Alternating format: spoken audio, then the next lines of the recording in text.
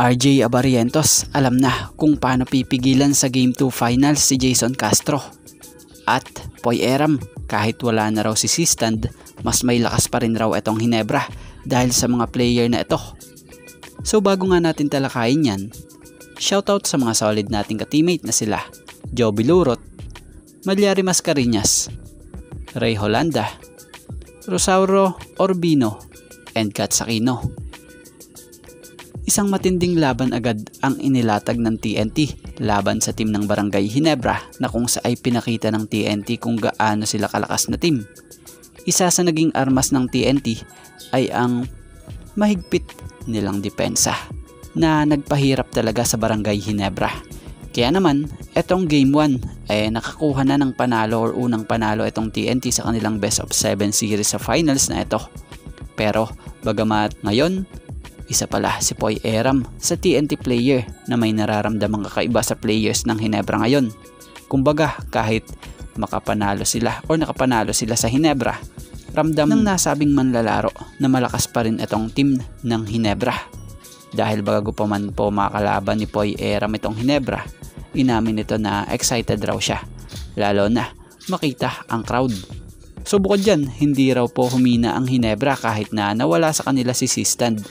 Matatandaan namang etong si Sistand ang laging kabardagulan sa loob nitong si Poy Eram. Pero ito't wala na nga po si Sistand sa Barangay Hinebra. Aminado nga po si Poy Eram na they are still strong team pa rin raw po itong Hinebra. Dahil sa nasa finals pa rin nga raw po itong sila. Syempre nga raw, hindi mo pwedeng sabihin na mahina sila dahil meron silang coach team eh. Andyan pa yung Japet, especially yung Brownlee and Scotty nga raw. So malaki nga raw po yung gap na nawala, pero ang laki nga raw po nung bumalik sa kanila. So mapunta tayo naman dito sa tapatang pinakaiintay ng marami. Rookie versus veterans, RJ versus The Blur Jason Castro. Sa pinakita at match-up na nangyayari sa Game 1 nitong sila RJ Abarientos at Jason Castro, pangitang hindi pa gaanong nakakasabay si RJ kay Castro.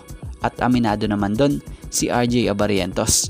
Dahil ayon nga kay RJ, credit po, pinakita ni Kuya Jason kung sino talaga siya. Yung Jason Castro na iniidolo ko. Nakita niya naman kung paano ako atakihin kanina. At ilan pa sa napansin ni RJ yung pacing, yung bagal, bilis raw nitong si The Blur. Kung paano niya nagagawa yon sa age niya. Para nga raw kay RJ marami pang araw po siyang kakaining bigas. Marami pang kulang. Pero ito ang maganda sa mindset ni RJ Abarientos. Dahil para sa kanya, nakikita niya na kailangan niya nga raw po higitan or kailangan niyang tapatan itong si The Blur.